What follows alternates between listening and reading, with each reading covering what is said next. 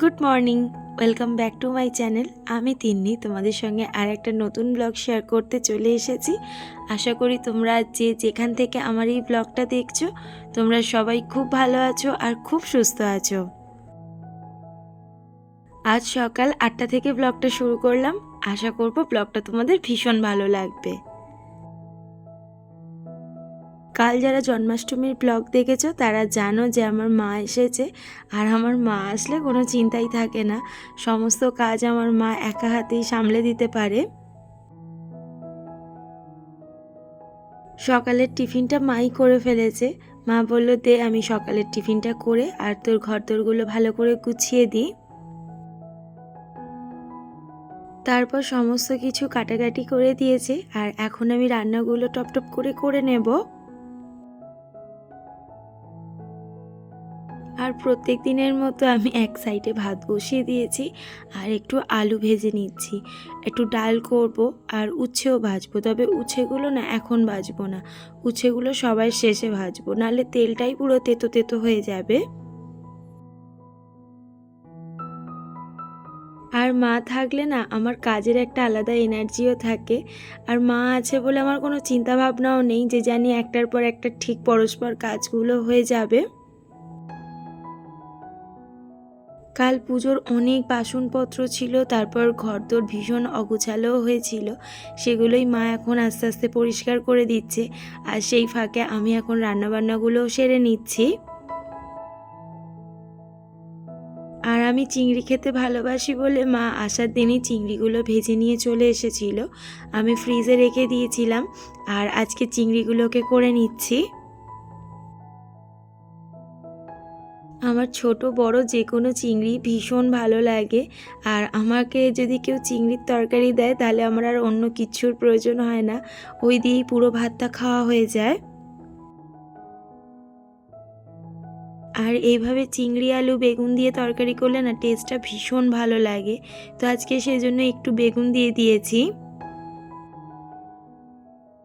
উচ্ছেগুলো ভাজার পর না ভাবলাম যে একটু ডালটা উচ্ছে দিয়েই করে নিই, আর মাও বললো যে উচ্ছে দিয়ে ডাল কর, উচ্ছে দিয়ে ডালটা করলে খেতেও ভালো লাগে।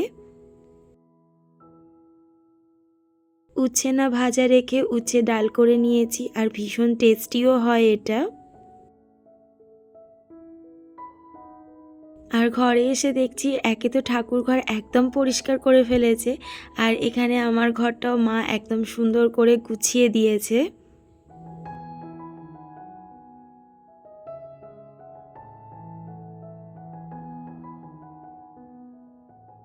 দুপুরবেলা খাওয়া দাওয়া করে না সেরকম তোমাদের সাথে কথা হয়নি, আর এখন অনেকটা সন্ধে হয়ে গেছে, আর আজকেই আমাদের দীঘা বেরোনো। আর মা না আজকে যেতে পারিনি, আজকে রাস্তাঘাটে ভীষণ সমস্যা হচ্ছিল, সেজন্য মাকে আর যেতে দিইনি, মা বাড়িতেই আছে। আর আমরা রাতের খাওয়া দাওয়া সবাই সেরে নিয়েছি, আর আমি একদম রেডিও হয়ে গেছি।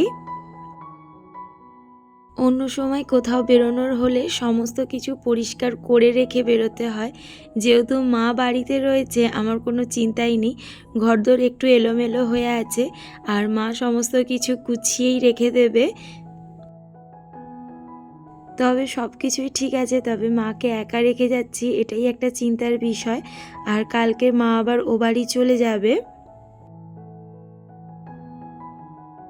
আর এখানে দেখো গাড়িও আমাদের একদম রেডি হয়ে গেছে, আমরা এক্ষুনি বেরিয়েও যাব।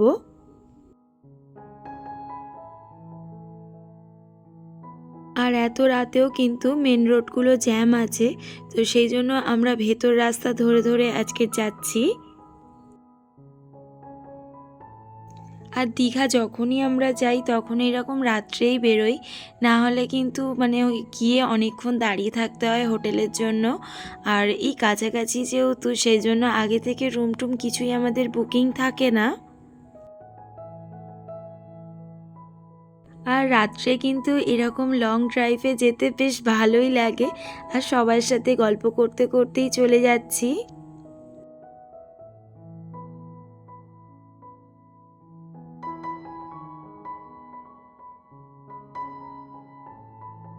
আর এখন কোলাঘাটে আছি, আর কোলাঘাটে অনেক কিছু খাওয়া দাওয়া করেছি কিন্তু সেইগুলোর ভিডিও আর নেওয়া হয়নি।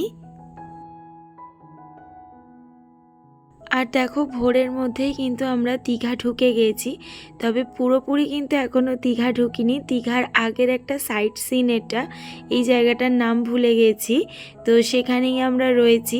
আর কি সুন্দর দেখতে লাগছে দেখো জায়গাটা। আর একদম ভোরের সময় সমুদ্র দেখতে কিন্তু ভীষণ ভালো লাগে, তবে জলের কিন্তু এখন স্রোতটা অনেকটাই কম, না হলে অন্য সময় এই জায়গাগুলোতেও কিন্তু জল চলে আসে। আর আমার ব্লগগুলো তোমাদের কেমন লাগছে আমাকে অবশ্যই কমেন্ট করে জানিও। আর যদি ভালো লাগে একটা লাইক করো, তোমাদের একটা লাইক আমার পরবর্তী ব্লগ বানাতে অনেক বেশি মোটিভেট করে। আর সমুদ্র দেখে না মনটা ভীষণ আনচান করছে, যেন মনে হচ্ছে এক্ষুনি সমুদ্রতে নেমে যাই। তবে জলের সাথে কিন্তু আমি একদমই কমফোর্টেবল নই, আমার জলে ভীষণ ভয় লাগে। আর দেখো ঢেউগুলো কিরম সুন্দর হয়ে আসছে।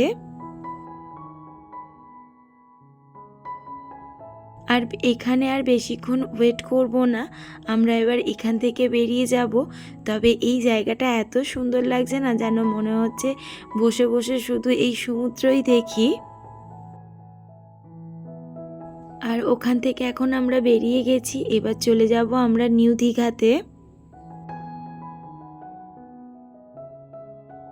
আর সকালের পরিবেশটা কিন্তু ভীষণ ভালো লাগছে। আর কিছুক্ষণ আগে একটু বৃষ্টিও হয়েছিল, সেই জন্য ওয়েদারটা আর একটু সুন্দর হয়ে আছে।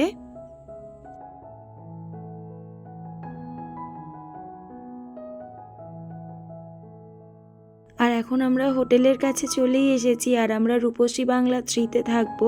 হোটেলটা কিন্তু ভীষণ সুন্দর একটা হোটেল। আর নেক্সট পার্টে হোটেলের সমস্ত কিছু ডিটেলস দেখিয়ে দেব। আজকের মতো ব্লগটা এখানেই শেষ করছি, কাল আর একটা নতুন ব্লগ নিয়ে তোমাদের সামনে হাজির হয়ে যাব। সবাই খুব ভালো থেকো, সুস্থ থেকো, টাটা।